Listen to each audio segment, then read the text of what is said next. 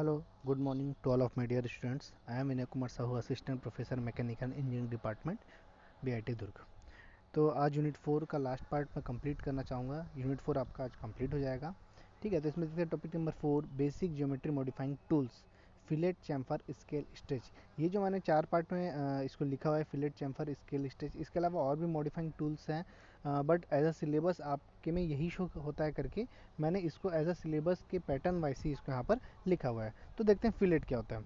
Fillet, this command is use to join two non parallel lines by an arc of a specific radius. ठीक है, अब क्या होता है, जैसे कि दो लाइन है यहाँ पर, ऐसे ए बी और बी सी दो लाइंस हैं।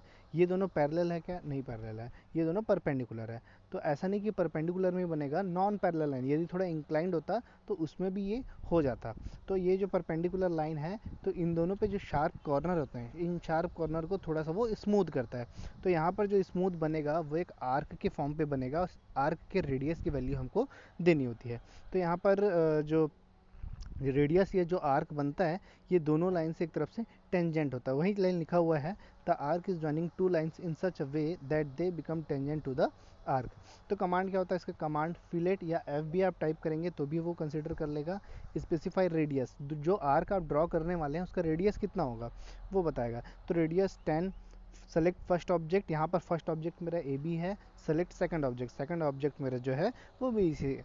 तो बी सी और ए बी ये दोनों से जो जॉइंट है, मतलब जो पॉइंट पी पे जो जॉइन है, वहाँ पर वो पॉइंट बी को जो है हटा करके एक स्मूथ कर्व फॉर्म कर देगा जो कि आर्क है। ठीक है, तो इसी को बोलते हैं हम लोग फिलेट। फिलेट। अब नेक्स्ट है चैम्फर। तो चैम्फर फिलेट में केवल एक डिफरेंस है। फिलेट में जैसा कि सर्कुलर बनता है, आर्क बनता है, कर्व बनता है, तो फिलेट में वो एक इंक्लाइंड लाइन बनता है। तो वही चीज़ लिखा हुआ है, this command is use to join two non parallel lines with an intermediate inclined line. ठीक है, तो इंक्लाइंड लाइन में अब वो कितना इंक्लाइंड होगा, तो इसमें एंगल नहीं देना होता, इसमें देना होता है कि फर्स्ट पार्ट से कितना डिस्टेंस होगा, सेकंड पार्ट से कितना डिस्टेंस होगा। तो जैसे कि यहाँ पे फिर सेम लाइन है ए बी और बी सी का। तो जैसे मैं चाहता हूँ कि ए बी और बी सी में मैं एक चैम्फरिंग कर दूँ, तो ए बी में वो कितना दूर तक कट होगा, मैं यहाँ पर सेलेक्ट कर देता हूँ। Select first distance 10। तो ए बी में 10 डिस्टेंस तक होगा, सेकंड डिस्टेंस 20। तो अब यहाँ पर ड्राइंग पे देखेंगे कि ए बी में जो कट हुआ है वो 10 डिस्टेंस तक हुआ है, और बी सी में जो कट हुआ है वो 20। तो 10 और 20 का जो पॉइंट है वहाँ से इसको मर्ज कर देंगे। तो यहाँ पर भी जो कॉर्नर था वो शार्प ना होकर एक इंक्लाइन लाइन से मर्ज हो जाता है। तो फिलेट और चैम्फर बिल्कुल ड्राइंग से क्लियर है, बहुत ज़्यादा डिटेल में जाने की ज़रूरत नहीं है इसके, ये ड्राइंग से बिल्कुल क्लियर हो जाता है। नेक्स्ट है स्केल। जैसे कि यूनिट 1 में आपने स्केल जो पढ़ा था, आर एफ की वैल्यू 1 से बड़ी होती है, आर एफ की वैल्यू लेस देन 1 होती है, and large scale, reduce scale. तो वही करना है आपको। जो ड्राइंग है, यदि उसका स्केल बढ़ाना है, उसका साइज को बढ़ाना है, तो स्केल की वैल्यू आपको 1 से ज़्यादा देनी होगी। यदि ड्राइंग का साइज आपको पहले से स्मॉल करना है, रिड्यूसिंग स्केल करना है, तो आर एफ की वैल्यू या फिर स्केल की वैल्यू आपको लेस देन 1 देनी होगी। तो यहाँ पर वही एक ड्राइंग बना हुआ है। ठीक है, ये एक्स वाई दोनों डायरेक्शन में इसको स्मॉल और इंक्रीज करता है। तो कमांड क्या है? स्केल और एस सी। सेलेक्ट ऑब्जेक्ट, तो आप जो ऑब्जेक्ट बना है, पूरे ऑब्जेक्ट को आप क्लिक करेंगे तो वो पूरे का पूरा जो घर जैसा बना हुआ है, यहाँ पे हाउस जैसा बना हुआ है, उसको वो क्लिक कर लेगा। और उसके बाद क्या करेंगे, स्केल फैक्टर पूछेगा। तो स्केल फैक्टर पूछेगा तो वो आप क्या दे देंगे? 2। यहाँ बेस पॉइंट यदि आपको पूछेगा तो वो सेम वैसा ही है जैसा कि आपने मूव, कॉपी, रोटेट में देखा हुआ था। मतलब उस पॉइंट को पकड़ के वहाँ से वो इसको इंक्रीज़ करेगा एक्स और वाई डायरेक्शन में। ठीक है, यहाँ पर जैसे स्केल फैक्टर 2 दिख रहा है, तो देखिए पहले जो एक हाउस था उसका साइज स्मॉल था, नेक्स्ट डायग्राम में उसका जो है साइज जो है वो इंक्रीज़ हो गया। ठीक है, आप 2, 3, 4 कितना भी दे सकते हैं, और 1/2 कर देते तो पहले से और ज़्यादा हाफ हो जाता साइज। नेक्स्ट है स्ट्रेच। स्ट्रेच थोड़ा सा अलग कमांड है। स्ट्रेच में नाम से क्लियर है कि स्ट्रेच मतलब किसी चीज़ को खींचना, स्ट्रेच करना। तो बिल्कुल वैसा ही है। This command is use to stretch objects और altering the selected portion of the object. तो स्ट्रेच का मतलब आप खींच के उस जो पॉइंट है उसको आप इंक्रीज भी कर सकते हो, यदि उसको आप पुल कर दो, सॉरी पुल करके और पुश करके आप उसको थोड़ा सा अल्टर भी कर सकते हो, मतलब छोटा कर सकते हो पहले से। तो वही है यहाँ पर कमांड में आपको स्ट्रेच देना है। नीचे एक पेंसिल जैसा शेप दिया हुआ है। ठीक है, सेलेक्ट ऑब्जेक्ट। तो मैं क्रॉसिंग विंडो का मतलब कर्सर का यूज़ करके 15-20 जहाँ पर लिखा हुआ है उसको मैं इंक्रीज, उसको मैं सेलेक्ट कर दे रहा हूँ। तो बेस पॉइंट क्या है? 15-20 मैंने ले लिया। अब उसको इंक्रीज़ करके सेकंड में कहाँ तक लाना चाहता हूँ? 35-20 तक। तो सेकंड पॉइंट में 35-20 डालूंगा। तो देख रहे हो आप, जो ड्राइंग है वो जो है पहले के से थोड़ा सा स्ट्रेच हो गया, मतलब थोड़ा सा वो खींच के आपने उसको बड़ा कर दिया है, ठीक है। तो क्या होता है, जैसे स्केल में होता है एक्स और वाई दोनों डायरेक्शन में बढ़ता है, स्ट्रेच में आप जिस डायरेक्शन में आप बढ़ाना चाह रहे हैं केवल उसी डायरेक्शन में इंक्रीज वो होगा। तो ये है स्ट्रेच कमांड। नेक्स्ट है बेसिक कॉपिंग टूल्स। तो कॉपी टूल तो होता ही है कॉपी करने के लिए, बट उसके अलावा और भी कॉपी टूल्स होते हैं, एरे, मिरर, ऑफसेट। अब आप बोलेंगे सर कॉपी जब टूल है तो ये बाकी का क्या ज़रूरत है? अरे बिल्कुल ज़रूरत है। जैसे कि आप नॉर्मल एक गियर देखते हैं, गियर में बहुत सारे टूथ होते हैं, ठीक है, गियर में बहुत सारे टूथ होते हैं। तो आप बार बार मान लो उस गियर में 70 टूथ है, तो आप बार बार 70 टाइम्स आपको कॉपी करना पड़ेगा। तो इसमें एरे, मिरर, ऑफसेट में कॉपी करने के अपना एक स्टाइल होता है जो कि बहुत ही हेल्पफुल होता है, ठीक है। तो आप उसकी हेल्प से ज़्यादा इजी वे में आप कॉपी कर सकते हैं। तो हम इसको आगे पढ़ते हैं, बहुत ईजी है ये भी। एरे, एरे में क्या होता है, this command is use to create multiple copies of an object, it may be line, circle, polygon. देखिए अब एरे में ना 3 टाइप होते हैं, ये 3 टाइप आपको ड्राइंग से बिल्कुल क्लियर हो जाएंगे, जो कि नेक्स्ट स्लाइड में आपको दिखेगा। तो बहुत ज़्यादा डिटेल में नहीं आता, जैसे कि कॉपी में कॉपी आप कमांड देते थे, एरे में एरे कमांड दोगे और उसमें 3 ऑप्शन आएगा आपके पास, रेक्टेंगुलर, पाथ और पोलर। तो ये क्या चीज़ होता है, ठीक है। यहाँ पर नोट में लिखा हुआ you can change number of rose, column and spacing between them. तो ये नोट वाली बात इसलिए है क्योंकि एक बाय डिफ़ॉल्ट वो रो और कॉलम सेलेक्ट करके रखता है, यदि आप उसको चेंज करना चाहें, उनके बीच के स्पेस को चेंज करना चाहें तो कर सकते हैं। अब नेक्स्ट स्लाइड में देखते हैं कि क्या होता है ये 3 टाइप के एरे सिस्टम। तो फर्स्ट है रेक्टेंगुलर एरे। तो देखो मैंने यहाँ पे एक छोटा सा एल शेप का डिज़ाइन बनाया है, अब इसको मैंने एरे कर दिया। तो एरे में क्या हो गया, इसमें कितने कॉलम बन गए, टोटल 5 कॉलम बन गए और 4 रोज बन गए। तो ये बाय डिफ़ॉल्ट 5/4 मैंने सेट करके रखा था, वो हो गया।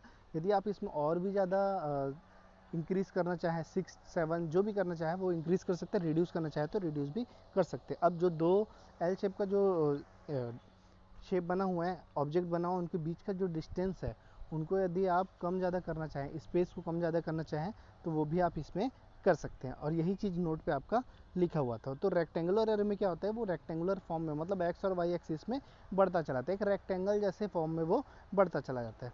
सेकंड है पोलर एरे। पोलर एरे में क्या है, जैसे आर और थीटा की बात किया था, एंगल, यदि आपको याद होगा पोलर कोऑर्डिनेट सिस्टम, तो उसमें आर और थीटा की बात किया था, मतलब एंगल दिया था और डिस्टेंस दिया था, ठीक है। इसमें भी वैसे ही है, यदि आपको फ्लावर जैसे एक साइन बनाना है तो आपको केवल उसका एक जो पंख बनाना है, ठीक है, बीच में सर्कल बना दिया, एक ट्रायंगल बना दिया, फ्लावर जैसे यदि मुझे डिज़ाइन बनाना है।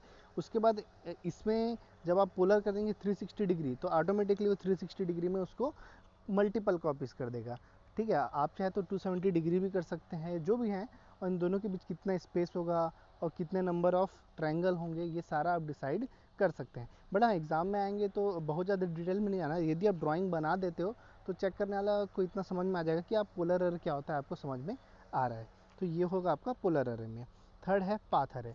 अब देखिए रेक्टेंगुलर में रेक्टेंगुलर फॉर्म में हो गया, पोलर में सर्कुलर फॉर्म पे हो गया, मल्टीपल कॉपी। बट यदि और किसी पाथ में आपको करना है, ठीक है, और किसी पाथ में आपको करना है, तो फिर आप क्या कर सकते हैं, एक पाथ बना सकते हैं। और जब आप अरे के बाद सेलेक्ट करेंगे पाथ अरे, तो आपको पाथ सेलेक्ट करना होगा, फिर उसी पाथ के अकॉर्डिंग वो उसको कॉपी कर देगा, ठीक है। अब हर चीज़ का अपना अपना यूज़ है। जैसे कि यदि मैं किसी टॉकीज का टॉप व्यू बना रहा हूँ, उसमें नंबर ऑफ़ चेयर्स रखने हैं मुझे, तो मैं बस एक बार चेयर बनाऊंगा और बार बार कॉपी करने से अच्छा मैं उसको रेक्टेंगुलर अरे में बनाऊंगा। अब यदि मुझे गियर सिस्टम बनाना है, मतलब गियर जो होता है गाड़ी में लगता है गियर या बियरिंग जो बनाना है, तो उसको मैं क्या करूँगा, यदि उसको गियर को बनाना है तो मैं कौन सा अरे यूज़ करूँगा, पोलर अरे यूज़ करूँगा, ठीक है। यदि रैंडमली यदि आप कोई रोड सड़क बना रहे हो, उसमें बहुत सारे पेड़ पौधे लगे ऐसा दिखाना है, अब ऐसा तो नहीं कि रोड एकदम स्ट्रेट ही होता है, थोड़ा सा कर्व फॉर्म पे भी रहता है, यदि उस टाइप का डिज़ाइन आपको बनाना है तो उस केस में आप क्या करेंगे, पाथ एरे का यूज़ करेंगे। तो हर एक एरे का अपना एक एप्लीकेशन होता है, तो जो आपको सूटेबल लगे वो आप वहाँ पर कर सकते हैं। नेक्स्ट है मिरर। मिरर नाम से क्लियर है, जो दर्पण होता है मिरर होता है। तो मतलब राइट का लेफ़्ट दिखता है, लेफ़्ट का राइट दिखता है। तो यहाँ पर वही है, यदि किसी जगह रिक्वायरमेंट होता है, कुछ कुछ ऐसे डिज़ाइंस होते हैं जिसमें मिरर इमेज जैसा बनता है आपका, ठीक है, राइट साइड में जैसे वैसे ही लेफ़्ट साइड में होता है, ठीक है। तो बहुत सारे ऐसे डिज़ाइन है, फॉर एग्जांपल आप ये देख सकते हैं कुछ कुछ डिज़ाइन, ठीक है। तो आप क्या करेंगे, उसमें हाफ पार्ट को ही डिज़ाइन करने में मेहनत करेंगे, उसके बाद बाकी हाफ पार्ट को क्या कर देंगे, मिरर। तो मिरर में सबसे पहले बीच में ना एक आपको मिरर लाइन देना होता है, वो मिरर लाइन मान के चलता है कि वहाँ पर मिरर है और जितना डिस्टेंस पे पहला ऑब्जेक्ट रहता है उतने डिस्टेंस पे सेकंड ऑब्जेक्ट बनता है एज अ मिरर कॉपी। ठीक है, ये यहाँ पर जो ड्राइंग बना हुआ है इसे देख के बिल्कुल आपको क्लियर हो जा रहा होगा। ठीक है, यदि मेरा मिरर लाइन यहाँ पर रहेगा तो मेरा जो नेक्स्ट ऑब्जेक्ट है वो यहाँ पर बनेगा। ठीक है, ये आप समझ सकते हैं यहाँ से इसका डिफरेंस। नेक्स्ट है offset. This command constructs an object parallel to the selected object at a specified distance. यहाँ पर ऑफसेट में कॉपी तो होता है तो वो सेम शेप में कॉपी होता है, भले साइज उसका डिफरेंट हो सकता है। यहाँ पर वो मेंटेन करता है डिस्टेंस को और शेप को, साइज कम ज़्यादा हो सकता है। जैसे सर्कल है, मैं यहाँ पर 5 का डिस्टेंस दे दिया हूँ, जैसे कि कमांड में आपको दिख रहा होगा, सर्कल को सिलेक्ट कर दिया तो यहाँ पर देखो रेडियस इसका इंक्रीज होता जा रहा है और ये कॉपी होता जा रहा है। तो शेप तो सेम है बट ये साइज डिफरेंट है। सेकंड देख सकते हैं आप रेक्टेंगल का, और थर्ड देख सकते हैं लाइन का। तो लाइन में जो है मैं 5 डिस्टेंस पे दूसरा लाइन खींचूँ तो सेम साइज में बन सकता है, तो इसीलिए उसने सेम साइज में बना दिया है। बट यदि सर्कल में सेम 5 के डिस्टेंस पे सेम रेडियस करूँ तो पॉसिबल है क्या? नहीं है, इसलिए उसने 5 इंक्रीज करके वहाँ पर उसको कॉपी किया है। तो ऑफसेट में भी ये आप देख सकते हैं जितने भी कॉपी कमांड से एरे हो गया, मिरर हो गया और अपना ऑफसेट हो गया, ये सबकी अपनी अपनी खास बात है, अपना अपना एक रिक्वायरमेंट है। ठीक है, तो उसके हिसाब से यहाँ पर ये ड्राइंग आपका बनता है जो कि हेल्पफुल रहता है। नेक्स्ट आ जाता है आपका डायमेंशनिंग एंड एनोटेशंस। डायमेंशनिंग में क्या होता है, आप डायमेंशनिंग किसको बोलते हैं? किसी चीज़ का रेडियस, और हालांकि यूनिट 1 में आप अच्छे से पढ़ चुके हो व्हाट इज़ डायमेंशनिंग, तो वही चीज़ है। यहाँ पर ज़्यादा डिटेल में नहीं जाऊँगा। किसी भी चीज़ का, ऑब्जेक्ट का फिजिकल डिस्क्रिप्शन देना ही एक तरफ से डायमेंशनिंग है। ठीक है, तो अब इसमें जो नीचे 6 टाइप लिखे हैं, इस टाइप से भी एग्ज़ाम में क्वेश्चन आ सकता है। ये क्वेश्चन में भी आपको देखने को मिल जाएगा। ठीक है, तो फर्स्ट है DLI। ठीक है, DLI में क्या होता है? DLI देखो, स्टार्टिंग का जो D है वो इंडिकेट करता है डायमेंशनिंग को। LI क्या होता है? लीनियर। AL क्या होता है? अलाइंड। ठीक है, तो ये जो सेकंड का जो 2 अल्फ़ाबेट है वो डिसाइड करता है कि आपका डायमेंशनिंग किस टाइप का होगा। तो लीनियर डायमेंशन अब इसमें देखते हैं। लीनियर में क्या होता है? आपका प्योर हॉरिजॉन्टल और प्योर वर्टिकल, केवल इन 2 डायमेंशंस को ही वो इंडिकेट करता है। यदि आप इंक्लाइंड लाइन का डायमेंशन देना चाहे तो वो आप नहीं दे पाएंगे। अलाइन में क्या होता है? वो इंक्लाइंड लाइन का भी डायमेंशन दे सकता है और वर्टिकल लाइन का भी डायमेंशन वो दे सकता है। तो अब आप बोलेंगे जब ये दोनों का दे सकता है तो मैं अलाइंड क्यों यूज़ करूँ, सॉरी मतलब मैं लीनियर क्यों यूज़ करूँ, अलाइंड ही यूज़ कर सकता हूँ मैं। बट बात ये होता है यदि इंक्लाइंड लाइन का आपको वर्टिकल डिस्टेंस चाहिए, ठीक है, तो उस केस में आपको लीनियर ही यूज़ करना पड़ेगा। जैसे कि ड्राइंग 1 में देख लो, वो जो आपको 15 शो हो रहा है और अलाइन में वही क्या शो हो रहा है? 20 शो हो रहा है। तो यदि आपको इंक्लाइंड लाइन का लेंथ चाहिए तो 20 है, बट यदि वर्टिकल डिस्टेंस चाहिए तो 15 है। तो ये अपना अपना रिक्वायरमेंट है। ठीक है, हो गया। अब आते हैं DAN। एन मतलब एंगुलर डायमेंशन, तो जो आपका एंगल शो करना होता है। ठीक है, तो उसके लिए तो जैसे 45 डिग्री दिख रहा है आपको। ठीक है, देन DRA। RA का मतलब होता है रेडियस। रेडियस किसका होता है? सर्कल का। इवन आर्क का भी रेडियस आप यहाँ से शो कर सकते हैं। ठीक है, तो DIM रेडियस जो होता है, इसमें क्या करना है आपको? एक सर्कल यदि कोई बना है उसका रेडियस आपको पता करना है कितना है, तो आप DIM command, sorry DRA command type करके वहाँ पर सर्कल पे क्लिक करेंगे तो उसका रेडियस वो शो कर देगा। जैसे लीडर लाइन और नोट होता था उसी वे में वो शो करने लगेगा। ड्राइंग पे भी आपको दिख रहा है। तो भाई रेडियस है तो डायमीटर भी ऑफकोर्स हो गई। तो नेक्स्ट कमांड है DDI, डीम डायमीटर। ठीक है, ये आपका डायमीटर पता करने के लिए होता है। देन है DAR, इसमें आर्क का लेंथ पता चलता है। देखो आर्क का रेडियस पता करना है तो वो आप रेडियस कमांड से कर सकते हैं, बट यदि आर्क का लेंथ पता करना है तो उसके लिए आपको DAR टाइप करना होगा। तो ये ड्राइंग में बिल्कुल क्लियर दिख रहा है आपको कि कौन सा जो कमांड है किस चीज़ के लिए होता है। और एग्ज़ाम में यदि डायमेंशंस एनोटेशंस क्वेश्चन आते हैं तो ये ड्राइंग बनाना कंपलसरी है, बहुत ईजी है, बहुत इफेक्टिव है। ठीक है, तो इस चीज़ का ध्यान रखेंगे। देन सबसे लास्ट टॉपिक पे आ जाते हैं हम लोग, एनोटेशन। एनोटेशन ये आपके जूम पे भी आता है। देखो कि कई लोग मस्ती करने के लिए एनोटेट करते रहते हैं, मतलब उसमें टेक्स्ट लिख दे रहे हैं, कुछ ड्राइंग बना दे रहे हैं। तो वही चीज़ है, annotate objects including dimensions, notes, other type of symbols which are commonly use to add information to drawing.